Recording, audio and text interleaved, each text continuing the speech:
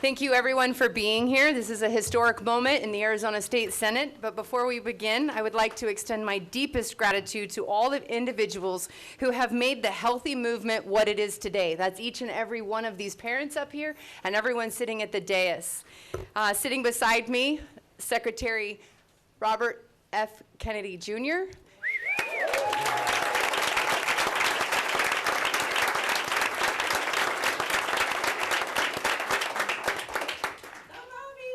Absolutely, absolutely.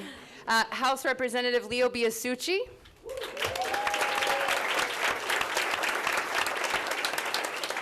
The talented Rob Schneider. Hey. Maricopa County Superintendent Shelley Boggs.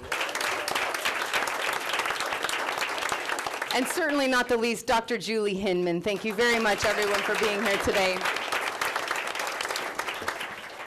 So for those of you that don't know me, I'm Senate Majority Leader Janae Shamp with Legislative District 29. Thank you. I sit here before you today, not necessarily as an elected, but as a perioperative nurse manager who got fired for not taking the COVID vaccine. I grew up sick with a sick parent. I grew up hospital bedside, more time in the hospital than ever on a playground. When she passed, I became a registered nurse. Healthcare is not a profession for me, it's a passion. And when that passion was taken, I knew that I needed to do something to ensure that it didn't happen to anyone else here in the state of Arizona. Healthcare in America has become sick care. And before I left the operating room, the red flags had already begun to surface. By the time that I walked away, or was forced out, I would prefer to say, I understood the truth. Science was not being practiced. It was being purchased. We all know that good health starts with what we put into our bodies, but for decades, Americans have been exposed to additives that have been banned in countries around the world. These chemicals have been linked to everything from behavioral issues, cancer, hormone disruption, and nervous system damage. Despite the overwhelming scientific evidence, they have remained in our food until now. Yeah.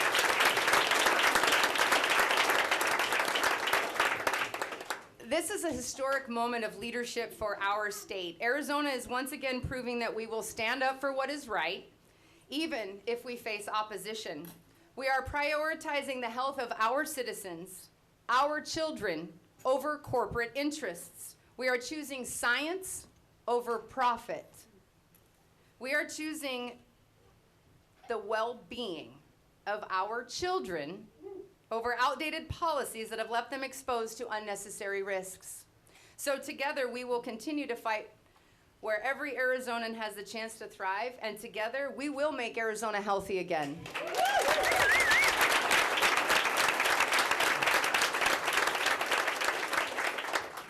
So this is a landmark day for Arizona, and we are taking a step forward with legislation that will ban some of the most dangerous chemicals that are artificially placed into our children's school lunches.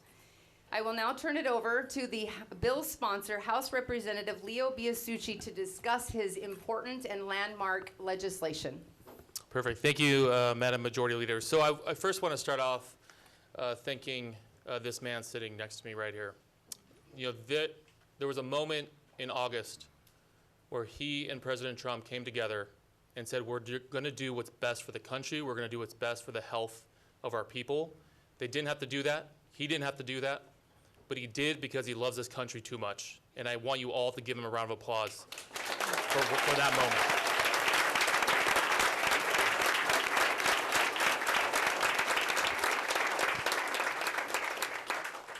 You know, it's funny, I like to share the story because it's a good one. And everybody here that's been to Europe, raise your hand, you've traveled to Europe. So you're gonna relate to this story that I tell you about when I was in Europe this summer, and I'm eating pasta, I'm eating pizza every day, I'm having ice cream, yet I'm not gaining a pound, which is incredible. I feel great, and that's really what started this all off, because I asked myself, what is the difference? Why is it that I'm able to eat all these foods overseas, and yet when I come back to the States, if I had that kind of diet, I would be 300 pounds in a week? So I started to look at the ingredients. I went to the grocery store, I turned around the labels of cereals, of pastas and all these ingredients, and you're seeing that you have red 40s, blue dyes, potassium bromate. All these chemicals that are in the United States are not in Europe. And so when I started to do a deep dive back in the States, I realized that all these ingredients are banned in Europe for a reason. You look at red 3, red 40, potassium bromate, they're causing cancer, they're causing attention deficit disorders, they're causing all these behavioral issues. And what really made me mad is when I look at the box of Kellogg's in Europe, of Fruit Loops. The same exact company that makes Fruit Loops in the United States has a different product in Europe. So in Europe, they've removed the red dyes. They've removed all these toxic ingredients, but yet here in the States, they're still poisoning our children. That is wrong. And I'm proud to say today, with a vote of 28-0 in the Senate, HB 2164, which bans all of these toxic ingredients, has passed the Senate and the House, and is on its way to the governor.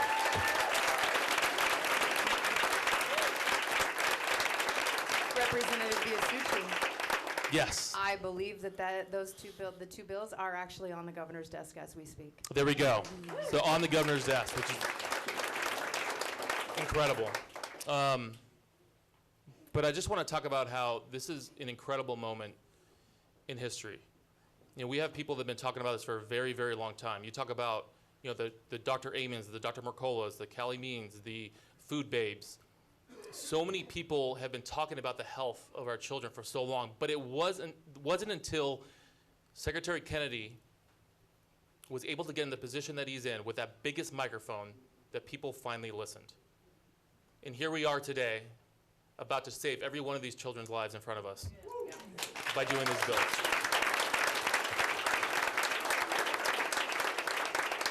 And so I just want to say thank you to all my colleagues in the crowd, every single one of you here. You've supported me from day one. You've helped me from day one. The moment where I got pushback from the industry, you told me, don't give in, don't give up, do not bend the knee to their demands, do what's right. And I want to thank you all for doing that, because that gave me the courage to stand here today and say I did not change a single ingredient from this bill from the original version, and I couldn't have done that without your help.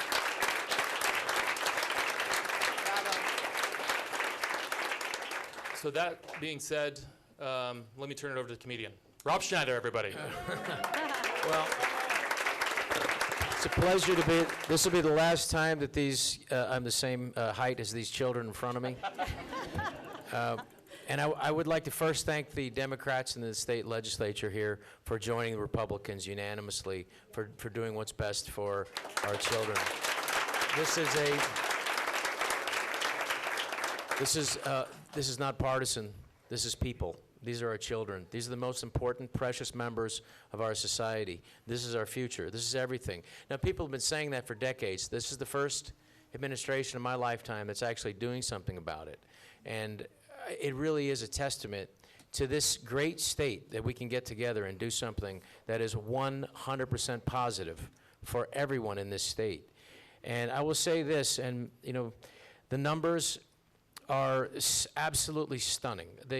What's happening with our health in the United States is abject failure. We must make changes, and we're going to make changes for these precious people and these children here. And I won't speak long, but I will say that if we don't get a handle on our health, nothing else matters. And as has been said, and I think Secretary Kennedy said, you may have problems in your life, but if you have a health problem, that's the only problem you have. That's right. Now, it's going to help our kids learn. It's going to help, and we're working. I want to thank Representative Biasucci for bringing me along on this. Is that we're going to figure out a way to get these beautiful farm fresh foods into the schools for these children, so that they can have a chance. Because a lot of kids, this will be their only meal of the day. Let's not have some processed, chemical-laden thing that doesn't help them think, that may cause behavioral problems. Let's get them the best things, what they deserve. And I want to thank the parents in the room, because it's going to take the parents, it's going to take the educators, and we all want to do it. So it's 100% positive. So I want to thank everybody in the room for participating in this, and I'm honored to be here. Thank you. Thank you, Reg. I'll just say, lastly, I want to say I've known Secretary Kennedy for over 30 years, and he is just a driven, honorable, loving person, and I will say that it is an honor to be your friend, and what you're doing and the sacrifice that you've made and how you've put yourself in this position, it's really inspiring for so many Americans, and the love that you feel from the people here is the love all over this nation, and how grateful we are to you. Amen. Thank you. Well said, Rob. Very well said. So with that, it is my great honor to welcome a man whose name is synonymous with courage, conviction, and an unwavering commitment to justice. Mr. Robert F. Kennedy Jr., the U.S. Secretary of the Department of Health and Human Services. Sir, we thank you for standing here today with us, sitting as it may be, but standing shoulder to shoulder with us in this fight. The movement that you've created, that we're able to, as you work from the top down, meet you from the ground up. Arizona is eternally indebted to you for your service. So with that, would you please make a few remarks? Thank you, sir. Thank you. Thank you very much, Janae.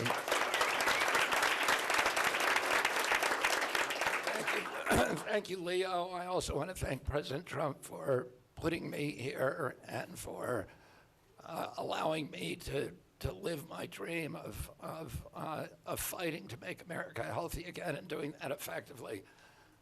I was involved in the tobacco litigation back in the 1980s, and the tobacco companies at that time were the most cash-rich companies in the world.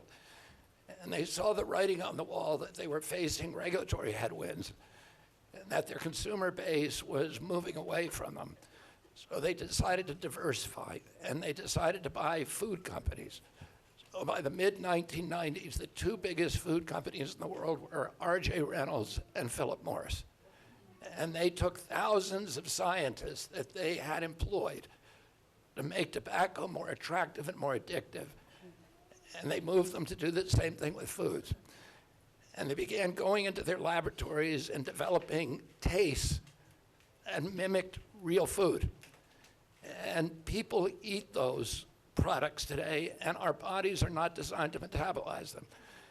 And your body is seeking the nutrients that go along with that taste, but there are no nutrients. Our food today, it used to be nutrient dense. Today it's nutrient barren. And your body craves it. It's looking for the nutrients which it associates with those tastes. And that's why your body remains hungry all the time. And so you eat more and more, you gain more and more weight, and you're never satisfied. They also developed a whole slew of other chemicals. For example, they learned that one of the ways that your brain tells your stomach that it's full is it counts the number of times you chew. So they began adding softeners to the food to trick your brain into never being able to tell your stomach that it's full. And using this and many, many other chemicals, they poisoned our food supply in our country. And they made it, as I said, nutrient anemic. We're now the fourth most obese country in the world. And for the first time in history, we're seeing obesity and malnutrition in the same people. And Leo was talking about his trip to Europe. I shared an anecdote with him. I had a son who had chronic eczema.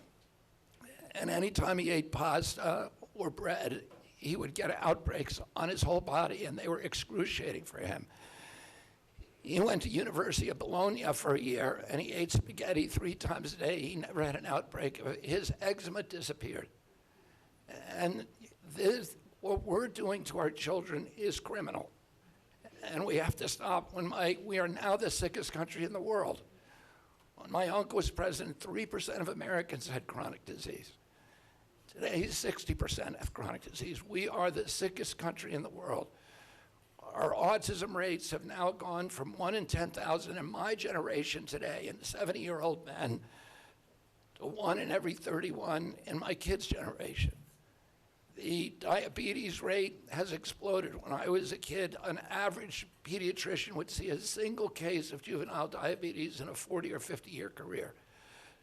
Today, 1 out of every 3 kids who walks through his office door is even more, 38% by the latest NIH numbers, which I just read.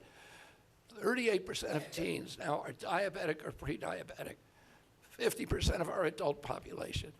This affects everything in our country. It affects our national security. 74% of American kids cannot qualify for military service. When my uncle was president, we spent zero nationally on chronic disease. There were no treatments. Today, we spend $1.3 trillion a year. It is bankrupting our country.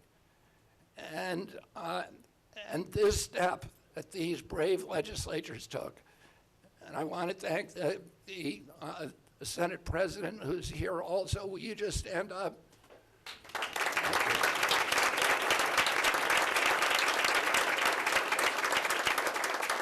We finally have an opportunity to address this, and it's happening at the grassroots. People are saying, we are not going to take it anymore. We are not going to be mass poisoned by an industry that has captured our regulatory agencies.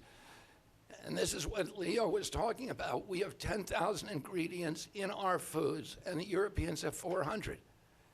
And that's because we have a captured regulatory agencies. They've captured our politicians. And I want to challenge the press. If you find a legislator or political leader in this state, go out and find one after this meeting who did not support the SNAP waiver legislation. Ask them why. Get them to offer you a rational explanation. I guarantee you they will not come up with one.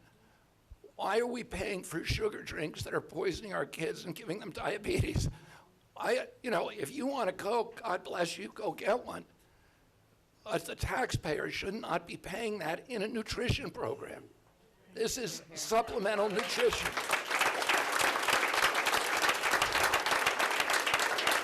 There are no nutrients in that soda. There are none. And why are we paying for that? We should be paying for healthy. We're going to pay for it twice. We're going to pay for it now, and then we're going to pay for it with the diabetes bills later on. Oh, ask them to give you a rational explanation and then sit there and say that does not make any sense. What is the real reason that you voted against this bill? And do your investigation and find out how much money they are taking from the soda industry.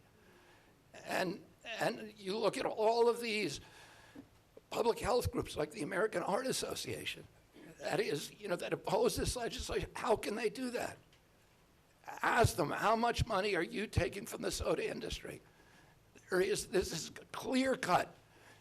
There is no reason to vote against this bill except for sheer corruption, because you've been bought off through a system of legalized bribery. And I'm very proud of these legislators and senators for standing up for the health of the people of Arizona. We need...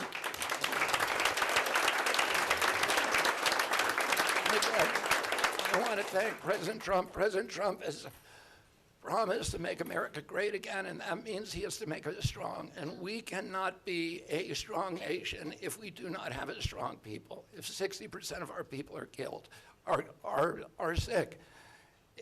He's promised to restore to the American public the promise of the American dream. That a healthy person has 1,000 dreams. A sick person only has one. And we have 60% of the people in this country today who only have one dream, and that's that they can make it through the day without discomfort, that they can survive to see their children grow. And we need to take care of these little ones. It is our obligation. It is the obligation of every member of this elected body. And let's call them to task when they don't do the obvious thing. This is easy. It's a no-brainer. And I'm very grateful to these legislators and very, very grateful to President Trump for allowing this to happen.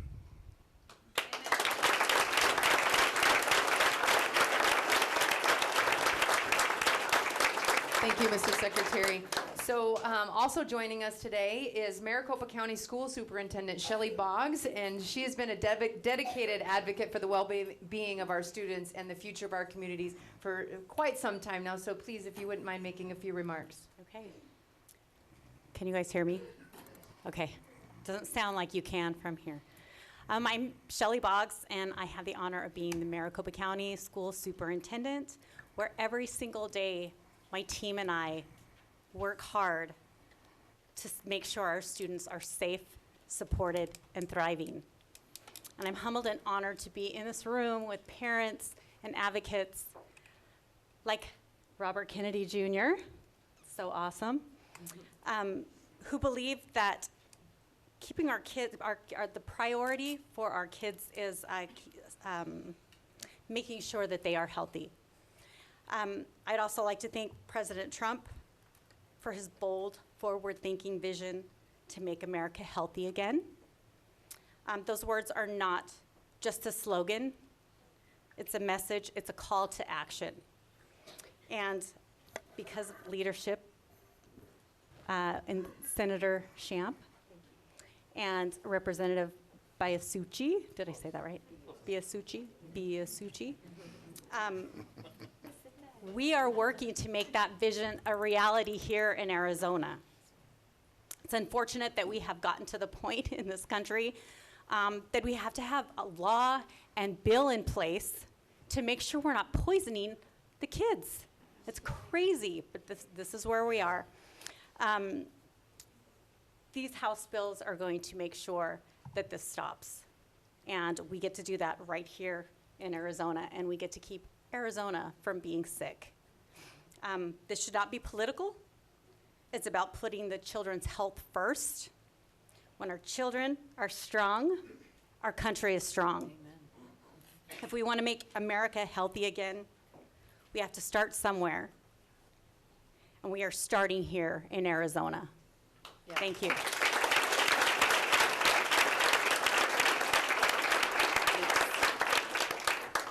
Dr. Julie Hinman, who I've gotten to know very well recently, and I'm so very grateful for your involvement in this. She is a respected functional medicine specialist who's been a strong advocate for cleaner, safer food.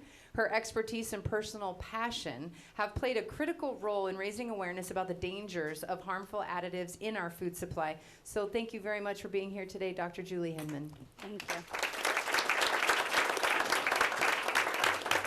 Well, thank you all, and it's wonderful to be here in front of the state alongside of the leaders who have pushed this bill forward and been such advocates. Secretary Kennedy, I am so grateful to sit alongside of you at a moment to have this opportunity to speak on a topic that I have felt so passionately about for more than 2 decades.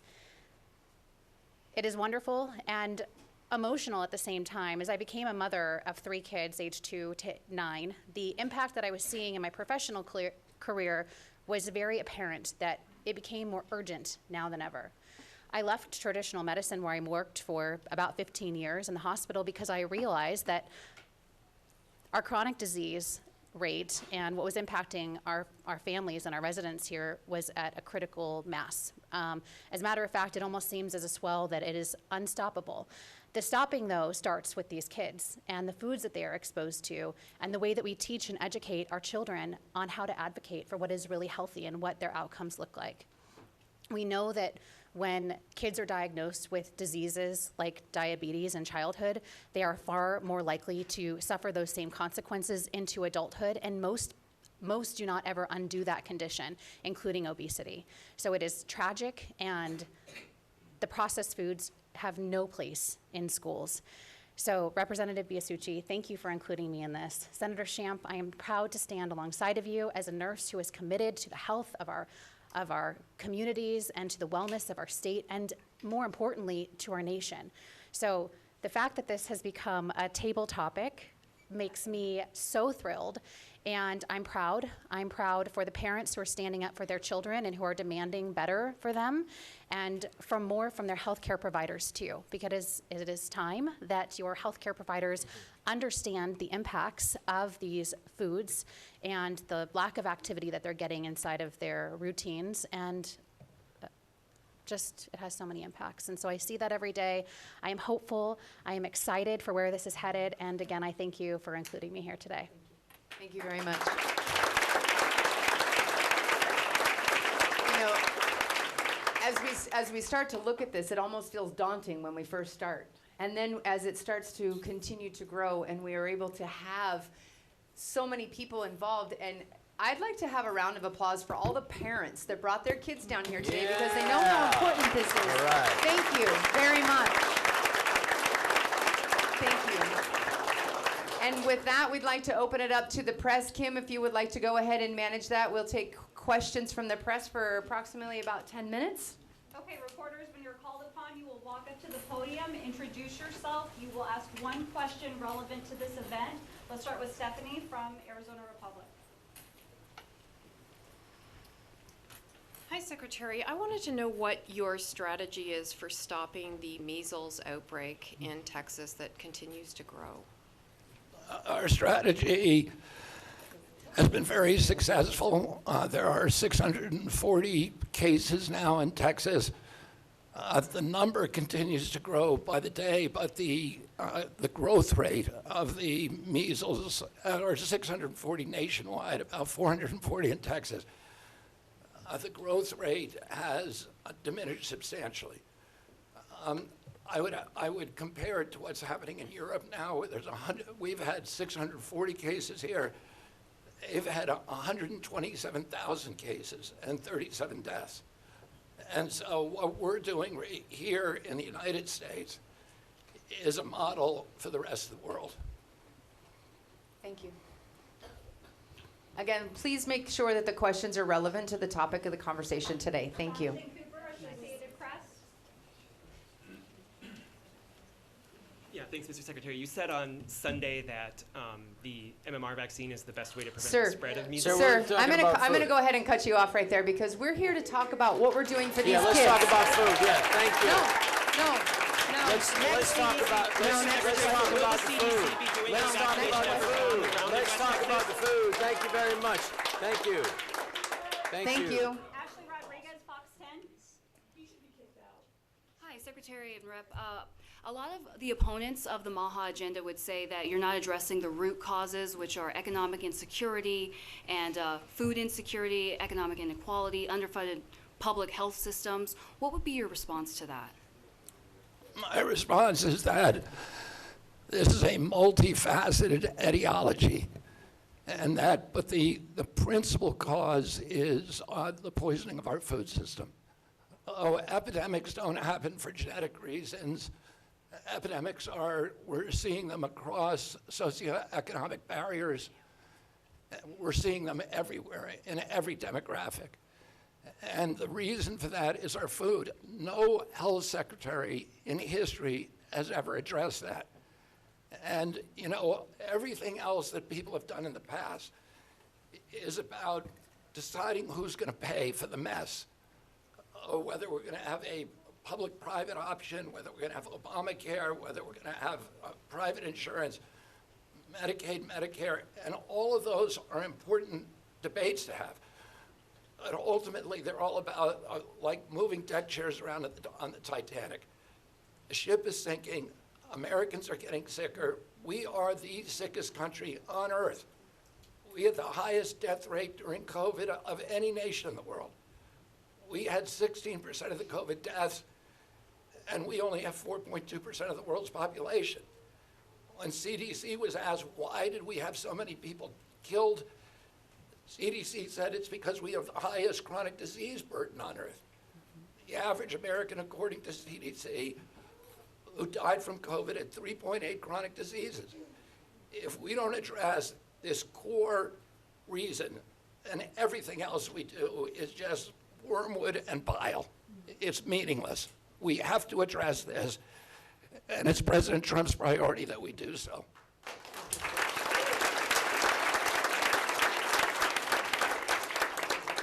A reminder, if your questions are not relevant to this event, they will not answer. Howie, come on. Good afternoon, Mr. Secretary. My name is Howard Fisher. I'm a reporter with Capitol Media Service. I also have covered the legislature here since 1982 when I actually had hair, so it tells you how long I've been here. You still got it pretty good. Well, bless your Foliage up there. I did attend the vote in the Senate this morning on these bills, and one of the questions that was raised about sodas, and I appreciate what you're saying about sugared sodas, is yet we're allowing parents to purchase heavily sugared cereals, all sorts of other things, snack bars, and everything else. I mean, where's the line in terms of what the government should be telling people on food stamps they can and cannot buy? Well, we're not going to solve the entire problem overnight. We have to start somewhere. About 10% of food stamps go to sugar drinks. And it's the quickest and most obvious thing to do. If you look at how much problem these legislatures had in pushing this bill through, it's just for a small category. It is for the most relevant category, the most important category. The most obvious thing that we should do is to not be paying for this. Now, I want you to understand, if you want to drink a Coke or any kind of other bottled soda, you have an absolute right as an American to do that, and none of these people want to take that away. But if you're spending nutritional money that is paid for by the taxpayer to make our kids healthy, and you're buying something unhealthy with it, and that needs to be corrected. Believe me, I would like to solve the entire processed food program, but we're not going to do that overnight. We're going to do it in the next 4 years. And Thank you. great. Kim, Representative Biasucci is going to make a statement in regards really to quick that as well. on Howie. Howie's, you're right. I can't believe I'm saying that, Howie, but you're right. Somebody write it down. Yeah, mark it on the calendar, Howie. No, but Howie is correct, and I wish this bill for the SNAP side, including the school lunches, I wish it was larger. I wish it included more foods. But even in the SNAP bill with the soda, candy was actually part of that first. But we couldn't come to a definition on what did candy mean, what was it, is it granola bar candy? And the bill actually died, and we had to make changes. So although we want to get to that point, this place, everything is incremental, right? The legislature, you try to get what you can across the finish line. You need 31 in the House, you need 16 in the Senate, you need one governor to sign it. It's very, very difficult to get a bill signed. And so a lot of times you have to sacrifice your language, you have to make edits and make amendments to get it across the finish line. And this is what happened in this situation, to where I could have said, no, I'm going to keep candy, or I could have kept this or done this or added that. But the point was, I wanted to get the bill across the finish line. Because sometimes you need to have that impact. You need to make that change happen before the conversation continues in the future. And that's what I did with both of these bills. So, Howie, I agree with you. Like, should this be more foods? Absolutely. Supplemental Nutrition Assistant Program. Nutrition's it's in the title. Mm-hmm. And so to think that we should be giving candy and soda and chips, that's not the design of the program. The design of the program was when a family's in need, and I am here to tell you right here that I will do whatever I can to help any family that's struggling. We all are at a point in our lives when we are struggling. And this is what the program's intended for, to get food on the table when a family's struggling. It's not intended to be what it has become, where now it's fast food and it's everything under the moon except for cigarettes and alcohol and dog food. We need to make change and do what's right for the people of this country and make them healthier. And that's what our goal is with these bills. So, thank you. If I could just say, this bill is a beachhead. It's the beginning. We have to start somewhere. I wanted it to do more, but we have to do something and to get this thing passed, and I really compliment Representative Leo for pushing this. We have to, to move forward. My kids go to school here, and I'm a resident of Arizona for 5 years now. For a lot of kids, they get one meal a day. This will be the main meal that they eat. And that's a really tough thing, to realize that this may be their one meal. We have to, as Arizonans, we got to make that meal the best that we can for them. We certainly can't be poisoning them. Absolutely. We have to do that.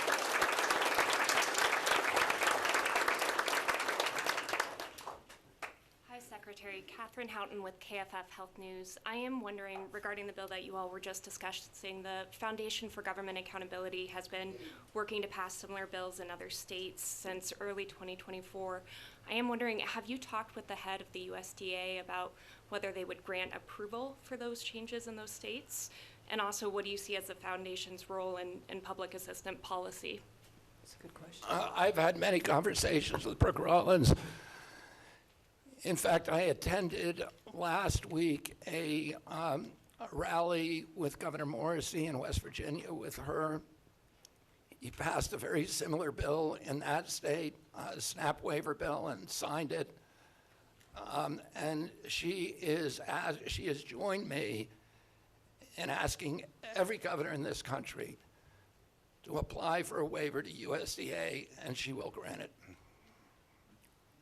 And can you speak to the second half of that, of what you see as the Foundation for Government Accountability's role in helping shape public assistance policy? I didn't get the question. Can you hear me? Yeah. What you see as the Foundation for Government Accountability's role in shaping public assistance policy on a state level, and Representative, if you want to speak to that as well too.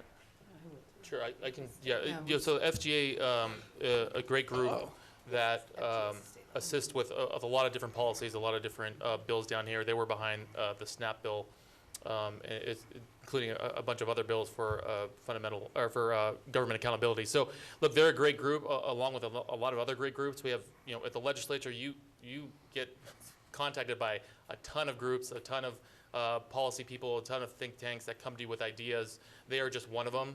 They've done great work. Been happy to run legislation for them, but their main goal is, look, how do we become more efficient in government? How do we make sure we're not having wasteful spending, which is right in line with President Trump and obviously Secretary Kennedy and others in this administration. We want to make sure that government is working in an efficient manner, our dollars going as far as possible, and most importantly, our food is as healthy as it can be for our children. So, thank you. Thank you. That's it. So we're going to wrap it up. Thank you, everyone, for coming. Thank you, everyone that's participated in the conversation behind the scenes and the conversations out in the audience. And let's make sure that these conversations continue.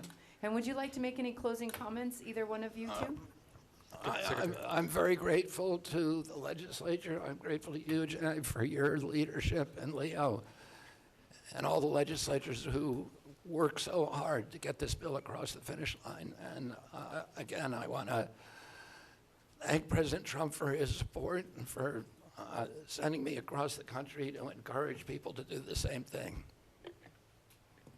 Perfect. And again, thank you guys so much. This is a great day for Arizona, a great day for our children. We're making lasting change. We're doing it for the right reasons. This is why you run for office right here. These are the moments that you run for office.